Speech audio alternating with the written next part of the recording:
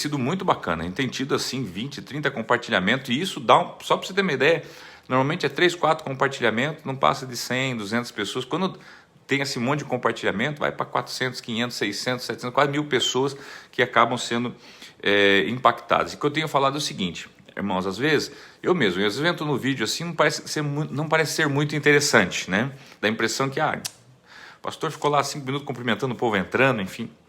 Mas uma palavra que o Espírito Santo, não é que o Espírito Santo utilize para ganhar uma pessoa, queridos, ganhamos o dia. Então me ajude a pregar o Evangelho a toda a criatura. Vamos lá então? Hoje estamos no capítulo 14, né? Eu estava vendo ontem, gente, nós já fizemos mais de 300, nós temos mais de 300 entre devocionais, orações gravadas, né, no YouTube lá. E, olha, tem um bom material lá, viu? Dá pra gente. E a partir de domingo que vem, muito possivelmente, domingo que vem, tá ok? A nossa live de domingo, né? A nossa devocional de domingo, seja acompanhada por uma escola bíblica, ok? Nós vamos fazer no domingo apenas, vamos iniciar uma escola bíblica, para você estar aprendendo mais, né? Online, talvez nesse horário da devocional mesmo, ou 10 horas na sequência. Ainda eu vou ver como é que a gente vai fazer. Vamos lá então? Gênesis, livro de Gênesis, lá no princípio, Bereshit ou Bareshit, né? Diz assim, capítulo 14, versículo 1. Você sabe que quando eu li esse capítulo todo, eu acho que eu vou ler ele até inteiro antes de comentá-lo, eu pensei, meu Deus, o que eu vou falar, né? Porque fala sobre a guerra, né? De alguns reis, enfim, as retomadas, Abraão intercedendo por seu sobrinho Ló, indo lá, recuperando, enfim, aparece depois um outro personagem chamado Melquisedeque no meio do caminho aqui. Então, enfim, na verdade eu falei, puxa, o que nós vamos falar sobre isso? Mas a gente tem tanta coisa maravilhosa de Deus, tanta mensagem de Deus para nós aqui, que vale muito a pena você aí, né, me dar aí 15 minutos da atenção aí para a gente ouvir, tá? Eu vou fazer uma leitura, ok? Não se assuste com os nomes, né? Porque começa falando dos reis, né? São uma categoria primeiro, né, de 4 reis, depois de 5 reis, automaticamente 4 impérios, 5 impérios, fala de alguns povos, fala de algumas nações, fala de Abraão, de Ló e assim por diante, tá? Então, vamos lá. Versos primeiro. Naquela época, Anrafel, rei de Sinear, tá? Esse é o primeiro rei. Arioque, rei de Elazar, segundo. Kedalaomer, rei de Elão. Tidal, rei de Sodoma, Tidal, rei de Goim, Verso 2, foram à guerra contra, então você veja, 4 reis foram à guerra contra, agora vem uma sequência de 5 reis, tá? Contra, cadê aqui? Calma lá, aqui. Foram à guerra contra Berá, rei de Sodoma, contra Birsa, rei de Gomorra, contra Sinabe, rei de Admá, contra Semeber, rei de Zeboim, contra o rei de Belá, que é Zoar. Todos esses últimos juntaram suas forças no vale de Sitim, onde fica o Mar Salgado, ou o Mar Morto, ok? 12 anos estiveram sujeitos à Kedalaomer. Aqui, queridos, começa o quê? Pintar o quadro. Aqui a questão é a seguinte, durante 12 anos, esses 5 reis, Sodoma, Gomorra, eles eram o quê? Sujeitos àqueles 4 reis. Então, eles pagavam impostos para eles durante 12 anos. No 13º ano, eles resolvem, não vão mais pagar. Essa exploração, agora, imagina, 4 reinos que pagando impostos, né, para os outros reis, não faz sentido e tal, e eles não, no 13º ano não pagam, no 14º eles vêm cobrar conta, então vêm fazer guerra, tá, mais ou menos isso. Então, versos 4, 12 anos estiveram sujeitos a Kedalaomer, né, que é o rei de, como é que é? Elão, né? Elão? Isso, de Elão, muito bem. Mas no 13º ano se rebelaram.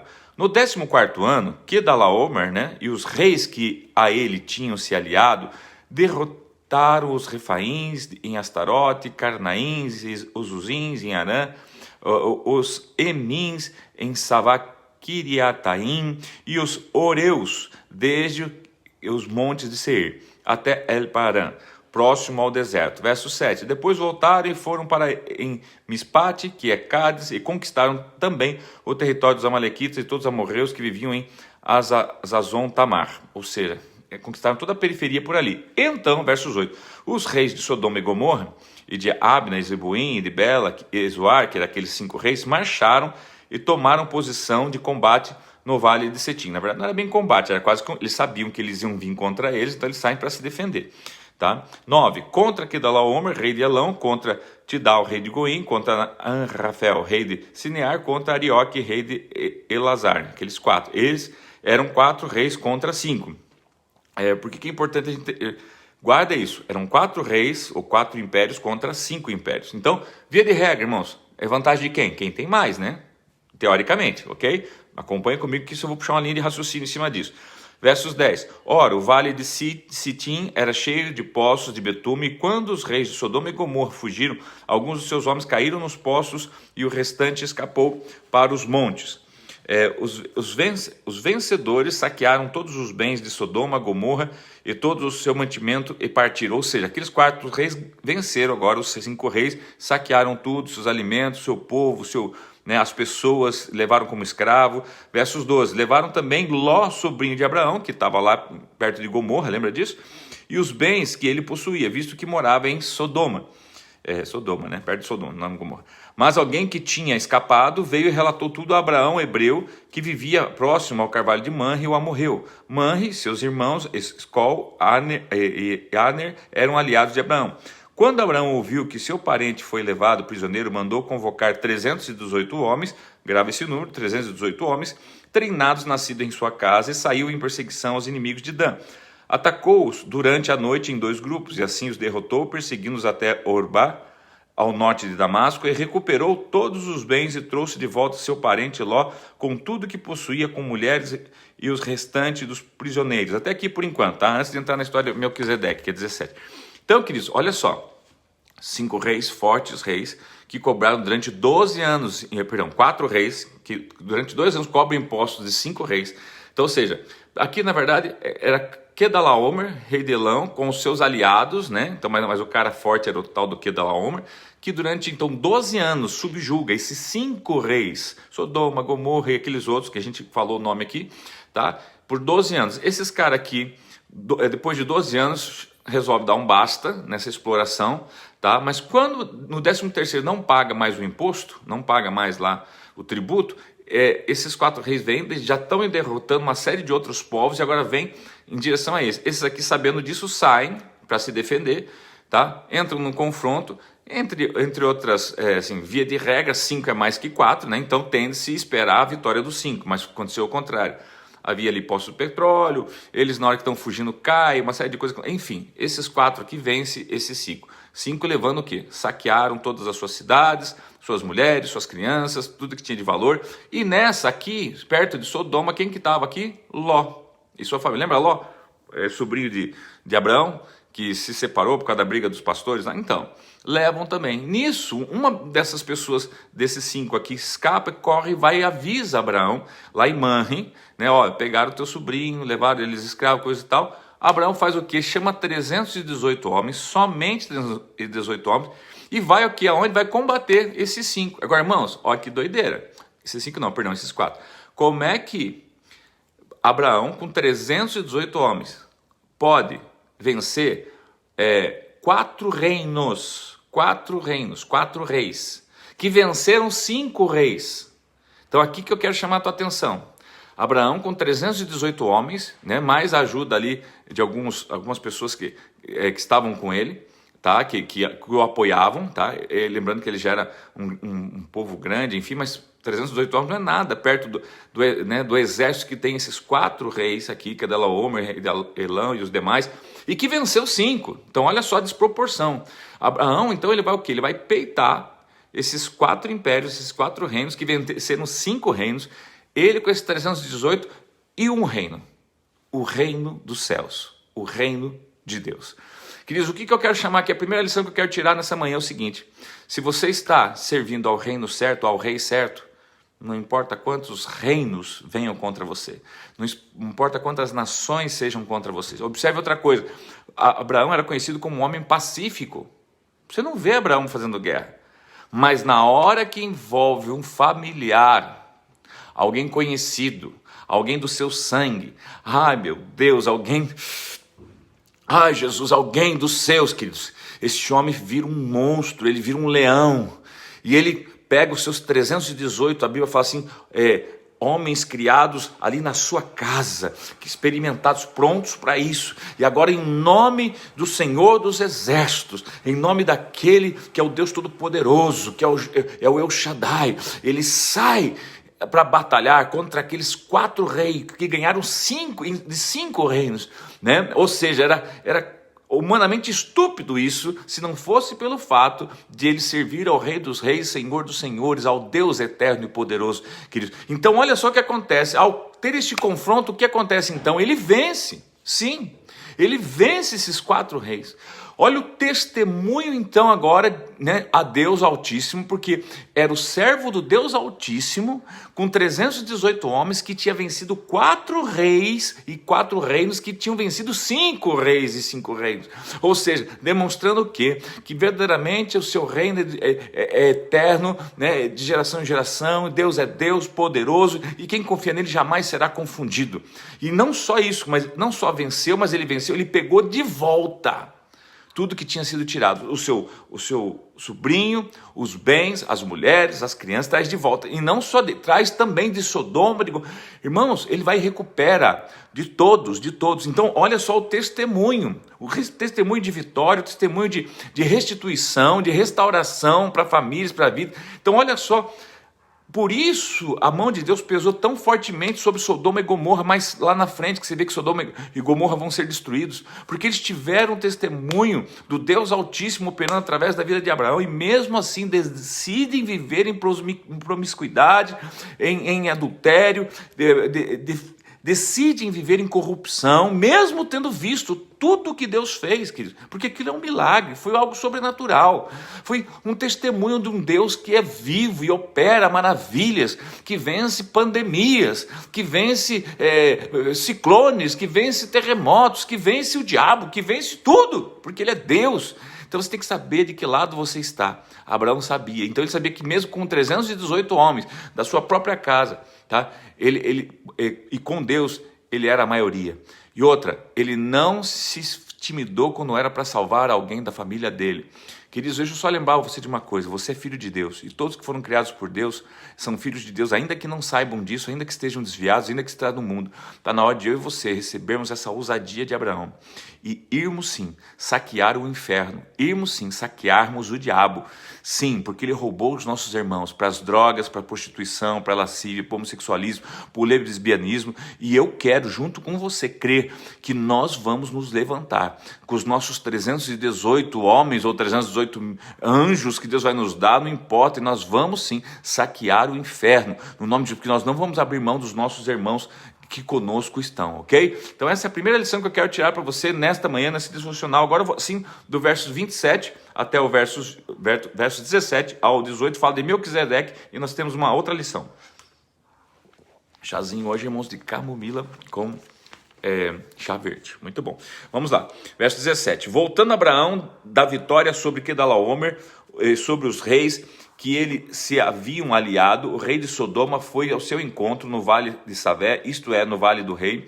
Então Melquisedeque, rei de Salei, o sacerdote do Deus Altíssimo, trouxe pão e vinho e abençoou Abraão, dizendo: bendito seja Abraão pelo Deus Altíssimo, Criador dos céus e da terra.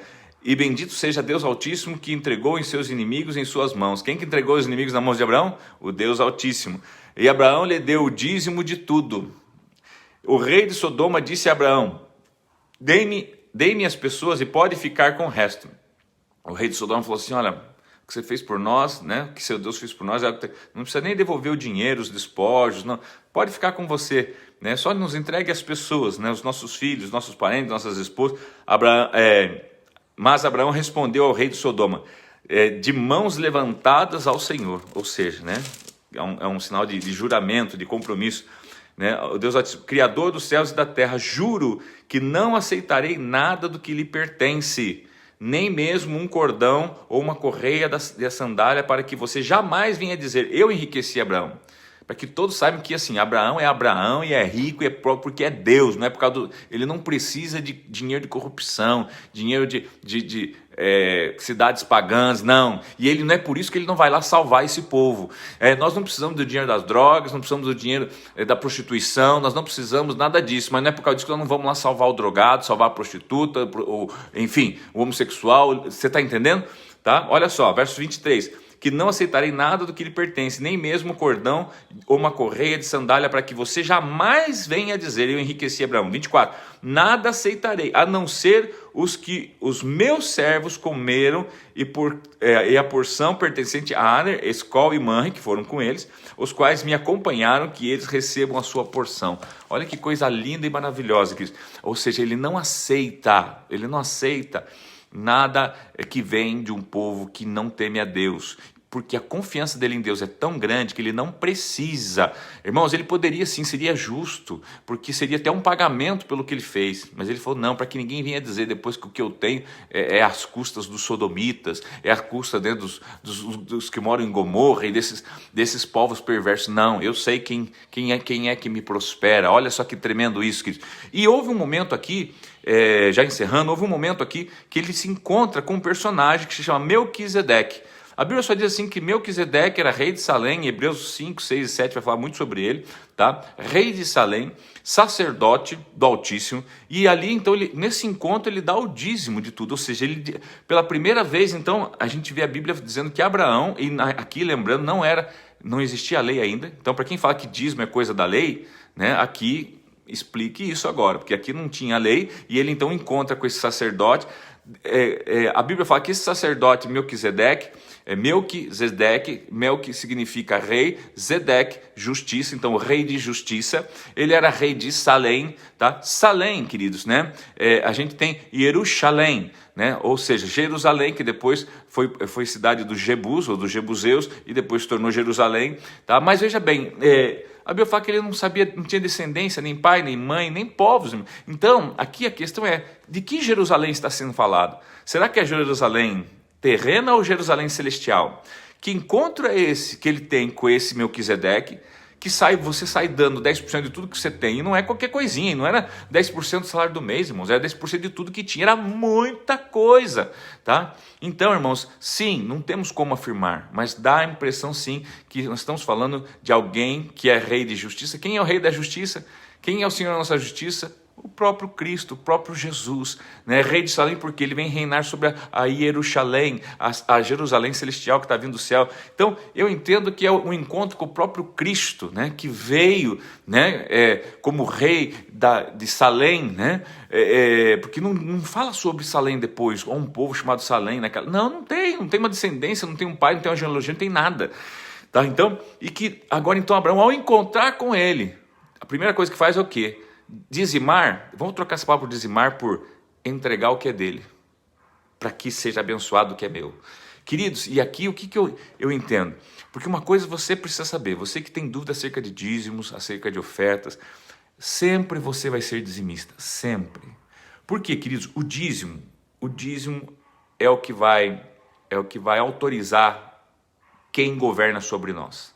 Se eu dou o meu dízimo, devolvendo o meu dízimo a Deus, eu estou dizendo, é Ele que governa sobre mim. Se eu não dou o meu dízimo, tá? Então eu fiquei com Ele, tá? Na verdade, eu estou dando a Bíblia fala assim que existe um Deus do dinheiro, que se chama Mamon. Na verdade, em não entregar o dízimo a Deus, para que Ele governe sobre mim, retendo Ele, eu estou entregando Ele a Mamon. A diferença é que Mamon deixa ficar comigo, Mamon deixa ficar com você. Olha só que bonzinho que ele é. Por quê? Porque daí ele governa na minha vida. Ele governa na sua vida. Queridos, Deus não deixa. Porque Deus sabe que quem ficar com o dízimo vai governar sobre você. E é Ele que quer governar sobre a sua vida. Às vezes até ir contra você, sim, impedindo você. Porque Ele quer governar sobre você para levar você para a Canaã celestial. Mamon não. Mamon, ele quer governar sobre você, tá? Dando a você tudo aquilo que você quer, inclusive o teu dízimo. Não, fica com ele aí, não tem problema nenhum. Por quê? Você fazendo isso, você retendo, você está permitindo que Mamon governe você, sua família, sua vida. E daí ele está tranquilo, você está entendendo? Ele tem acesso a tudo, tá? E Deus não pode governar porque você está pagando para outro governar, quando você retém. Queridos, é aí que o Espírito Santo fale ao teu coração, né? Eu só quero que você permita que o Espírito Santo fale ao teu coração e ele que convence alguém de alguma coisa. Mas então, olha só, 3 lições importantes. Primeiro, Abraão não deixou a sua família. Tá? Mesmo sendo em menor número, ele confiou no Deus Altíssimo, que reinava sobre ele, e foi e venceu 4 reis que venceram 5 reis, demonstrando aqui poder, autoridade suprema, soberana do Deus Altíssimo, e é neles aquele nele confia, tá? Volta, poderia ter ficado com os despojos, ele recusa ficar com dinheiro sujo, recusa. Tá? Só quer a parte que era dos amigos dele que foram ajudar. Não dá paga para eles aqui porque eles foram me ajudar, mas eu não quero, porque eu não quero que ninguém diga que o que eu tenho é graças ao teu dinheiro sujo, a lavagem de dinheiro, tráfico de droga. Não, eu quero que as pessoas vejam que aquilo que eu tenho foi o Altíssimo que me entregou e que me abençoou. Tá? Então, e agora ele é aprovado, porque ele encontra no meio do caminho com alguém que... As escrituras não diz se pediu ou se ele entregou, mas que a Bíblia fala que ele entregou o dízimo, que ele devolveu o dízimo, ou seja, pede o dinheiro dele. Ele fala assim, além de não pegar o dinheiro, eu dou. Por quê? Para quem eu dou é quem me governa. Você é sacerdócio do Deus Altíssimo? Então é você que eu quero que governe sobre mim. Toma aqui o teu dízimo, toma aqui 10% de tudo que eu tenho, tá? Porque a partir de agora quem governa na minha vida sempre foi Deus, mais ainda agora que eu estou estabelecendo essa aliança, esse pacto com Deus. Queridos, se essa palavra falou ardeu no teu coração, que o Espírito Santo fale no teu coração. Se não tem problema, né? Tem apenas como um fato histórico, ou mais alguém falando sobre isso, mas eu creio sim que a palavra tem poder e a minha missão é lançar a semente. O Espírito Santo regala no teu coração e Deus dar o crescimento. Deus abençoe você, foi um prazer estar com você nessa manhã, foi um prazer estar com você compartilhar essa palavra, esse capítulo 14, né? 14 de Gênesis, tá ok? Muito me abençoou e eu quero que tenha abençoado a sua vida, então não esqueça, tá? Há muitas pessoas da sua família que estão aguardando, tá? Algum filho do Deus Altíssimo aí, né? Sair em batalha por eles. Eu acredito que é você e sou eu, que nessa manhã Deus está nos chamando para ir batalhar pelos nossos irmãos que estão presos no pecado, estão presos, né, foram levados cativos pelo pecado e ninguém tem força para ir lá, a não ser os representantes verdadeiros do Deus Altíssimo, e você é um deles, porque Jesus morreu por mim e por você, nos dando esse direito e essa vitória já, porque a Bíblia fala que nós somos já mais do que vencedores em Cristo Jesus, né? Então nós já temos a garantia da vitória, então basta nós irmos no nome dele. Que assim seja sobre a sua vida, sobre a sua família, que Deus te abençoe.